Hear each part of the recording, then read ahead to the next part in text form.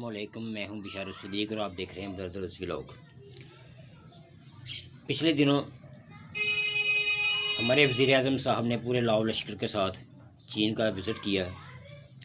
اس visit کے ساتھ جہاں پر حکومت کی طرف سے بے شمار کامیابی کو ڈھنڈورے پیٹے گئے، وہاں پر ایک اتھنٹک نیوز جو سامنے آئی وہ یہ تھی کہ چین نے ہمارا جو سٹیٹس ہے وہ ڈاؤن کر دیا ہے، پریارٹی سٹیٹس ڈاؤن کر دیا ہے۔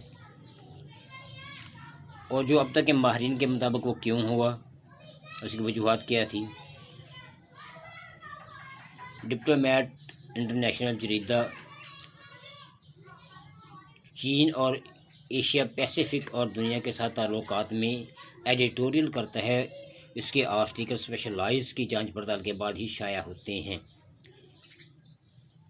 اس ہفتے اس جریدے میں تجزیہ چھپا کہ چین نے گزشتہ 2 برس میں پاکستان کے ساتھ اپنے تعلقات پہ نظر ثانی کیا ہے اور سفارتی تعلقات کو ہائی پریورٹی سے نیچے لا کر اے پریورٹی پر رکھ دیا ہے۔ پاکستان کے لیے ایک بڑا جھٹکا ہونا چاہیے، اور پھر چین کا یہ فیصلہ 2018، 2022 اور 2023 پھر 2024 کے مشترکہ بیانات جسے جوائنٹ سٹیٹمنٹ کہا جاتا ہے سے بھی واضح ہو جاتا ہے۔ مشترکہ اعلامیہ مگر پاکستانی ذرائع ابلاغ میں اس کی کوئی خبر نہیں۔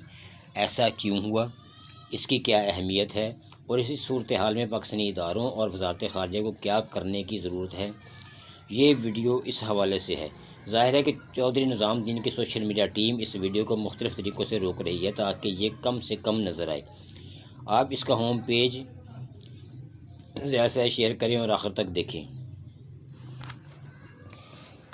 اطلاعات ہیں کہ چین نے پاکستان کا سفارتی سٹیٹس اس بن بلائے مہمان کی وجہ سے غصے میں تبدیل کیا ہے، جس سے بتایا تھا کہ شہباز شریف کے ساتھ دورے پر تم ہرگز مت آنا، ورنہ پاکستانی عوام کے دلوں سے ہماری محبت بھی ختم ہو جائے گی۔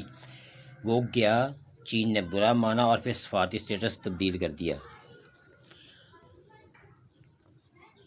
یہ ہے بہت مختصر سا وہ ولاگ جس میں احاطہ کرنے کی کوشش کی مختلف صحافتی ذرائع سے، یعنی جو کچھ بھی صحافتی ذرائع کہہ رہے ہیں کہ ہمارا جو پریورٹی سٹیٹس ہے وہ کیوں ڈاؤن فال ہوا ہے، اسے کیوں گرایا گیا، چین نے اسے ڈاؤن فال کیوں کیا، اس کے تناظر میں جو بھی تجزیے اب تک سامنے آئے ہیں ان کے بنیادی نقطہ نظر یہی ہے کہ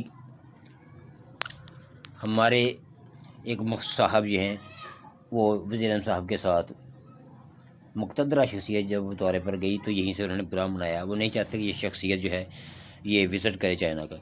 بہرحال کیونکہ پاکستانی عوام کو بھی دیکھا جاتا ہے، ہر ملک کے عوام کو دیکھا جاتا ہے کہ عوام کا نقطہ نظر کیا ہے، عوام کی سوچ کیا ہے، عوام کی سیاسی پولیٹیکل سوچ کیا ہے۔